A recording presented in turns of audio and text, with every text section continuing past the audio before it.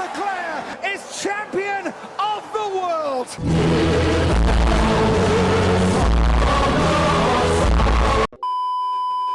Tahun 2023 sudah mau berakhir dan dalam beberapa hari fokus kita akan menuju ke 2024. Maka dari itu gue mau melakukan satu video lagi di mana gue ngebahas F1 2023. Musim ini dominasi oleh Max dan Red Bull tentunya. Dan gue yakin gak banyak dari kalian yang bakal mengingat musim ini karena ya ingatan kalian pasti cuma Wilhelmus doang.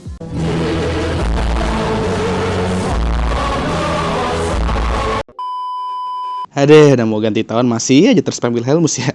Ya intinya begitulah. Asik ngeliat Max aja yang menang, tapi kalau menurut gue pribadi, musim ini memiliki banyak sekali kenangan selain Max dan Red Bull menang dulu. Nah, untuk terakhir kalinya di 2023, gue akan membahas video mengenai F1 2023.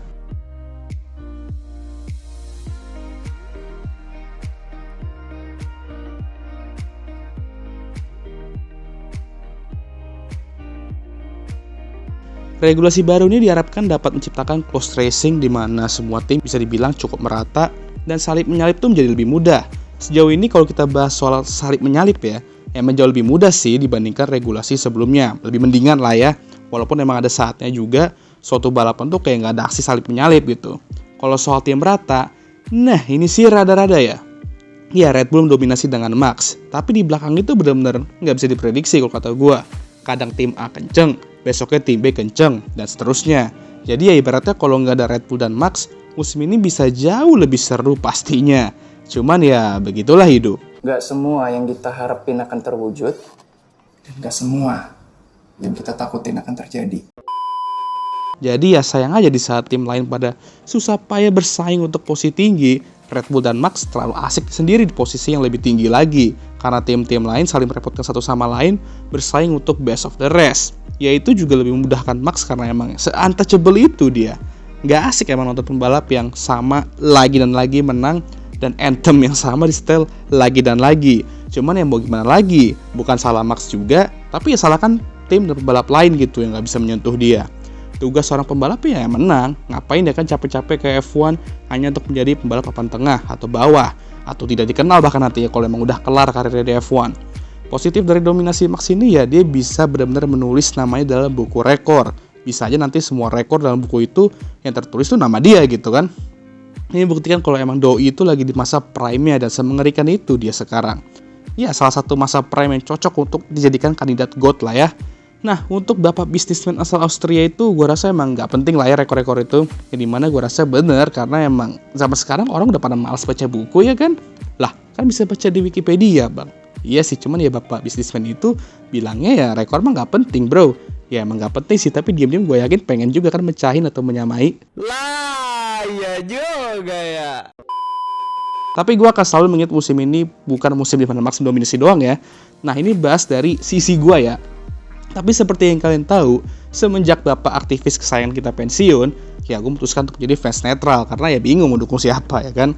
Jujur aja ya, gue nonton F1 semenjak Seb pensiun tuh ya kayak nonton balapan pada umumnya aja, tapi kayak ada yang kurang gitu. Gue nontonnya kayak ya udah santuy aja gitu dan gak sedek-dekan dulu gitu karena emang nonton sebagai fans netral ya kan gak ada yang gue dukung, jadi ya udah nonton santai aja gitu. Tapi muncullah pembalap muda asal Australia ini yang buat gue mengembalikan rasa yang udah hilang tersebut. Sial, udah kayak habis putus saya terus balikan. Tapi ini bener, gue gak bohong, swear. Musim ini gue akan kenang sebagai musim dimana gue menemukan pembalap baru untuk didukung, yaitu Oscar Piastri. Nah, gue nih orangnya emang gak terlalu suka nge-hide pembalap yang gue dukung ke kalian. Kalau misalnya gue dukung ini, ya gue kasih tahu aja ke kalian gitu, kenapa harus gue hide. Walaupun kalau udah bahas-bahas di YouTube atau sosial media lainnya, gue sih tetap netral pastinya. Semua pembalap pasti bakal gue puji, gue kritik, gue roast atau apapun itulah. Ya berdasarkan performanya. Tapi bang, nanti kan pasti bakal ada tuh yang ngomong, ah lu mah fans Oscar, makanya lu ngomong baik terus ke dia. Ah lu mah haters ini, makanya lu suka bawa-bawa Cult LH44. Kalau yang terakhir sih rada bener salahnya sih. Gue tuh sebenarnya respect banget sama Lewis guys, gue akuin itu, dia adalah pembalap yang hebat. Tapi untuk Cult LH44-nya, ya Sangat meresahkan. Selain itu gue juga selalu mengingat musim ini mana tim kayak Aston Martin dan McLaren itu bertukar nasib. Awalnya Aston bagus dan Fernando Alonso membuktikan ke kita semua betapa hebatnya dia meskipun usianya itu udah 40-an. Tapi sering berjalannya musim malah kebalikannya ya kan. Ya di sini gue juga belajar kalau tidak penting bagaimana Anda mengawali suatu hal. Yang penting ialah bagaimana Anda mengakhirinya. Proses memang penting, dan McLaren menunjukkan ke kita semua musim ini bahwa proses tidak akan mengkhianati hasil. Kalau kita semua tetap percaya dan kerja keras, pasti kita bisa mutar balik sebuah meja. Gue yakin fans McLaren pasti bakal mengingat musim ini dalam waktu yang cukup lama. Apalagi kalau nanti ke depan ya mereka tuh bisa kembali ke kejayaan mereka. Pasti mereka bakal bilang, oh iya jadi keinget dulu kita udah hopeless banget saat awal 2023. Habis itu kita bisa balikin meja di pertengahan musim. Dan sampai saat ini kita berada di jalur yang benar. Bayangin aja dulu ya kan sebelum gue nge-jinx lagi mereka. Tentunya gue gak mau melupakan yang di belakang juga. Musim ini juga bakal gue ingat sebagai musim dimana gue dan mungkin kalian juga beberapa ya gak tahu siapa yang tim paling lelet gitu. Kadang Alfa Tauri, kadang Alfa Romeo, kadang Haas, kadang Williams, dan kadang bisa aja berapa tim di atas juga gitu ya. Ya gak nentu aja lah siapa yang paling lelet, dan di setiap balapan itu pasti beda-beda juga. Atau jangan setiap balapan, setiap hari aja tuh udah beda kadang. Ya contohnya kayak Haas yang kenceng di qualifying, tapi pas race besoknya banyak kenceng habisnya gitu ya. Dan itu juga alasan kenapa mereka finish juru kunci musim ini dan jadi tim juru kunci terbaik dalam sejarah F1, karena mereka satu-satunya tim yang finish juru kunci tapi poinnya 2 digit. Iya, rekor yang aneh dan mungkin gak diinginkan sebenarnya ya. Lalu upgrade tim papan bawah juga membuat persaingan di belakang seru. Jadi banyak lah yang bisa kita kenang dari F1 2023 selain Max dan Red Bull mendominasi.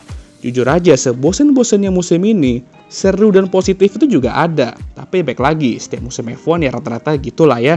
Apalagi musim yang didominasi. Kurasa udah biasa lah itu ya. Semoga aja musim depan bisa jauh lebih seru. Tapi kalau boleh jujur juga sama kalian, gue cuma mau ngomong kalau F1 2024 itu saran gue ke kalian ialah oke lah, sekian video kali ini. Tunggu aja video gue berikutnya untuk menjawab pertanyaan yang terakhir itu ya. Dan gimana menurut kalian? Sudah saatnya kita sayonara sama 2023 dan Hirashai 2024. Sumpah wibu kali gue. Ya anyway, jangan lupa like, subscribe, dan share video ini. Dan jangan lupa juga untuk menyalakan lonceng notifikasi agar kalian semua tahu ketika gue ngupload video baru. Dan ya, Happy New Year buat kalian semua.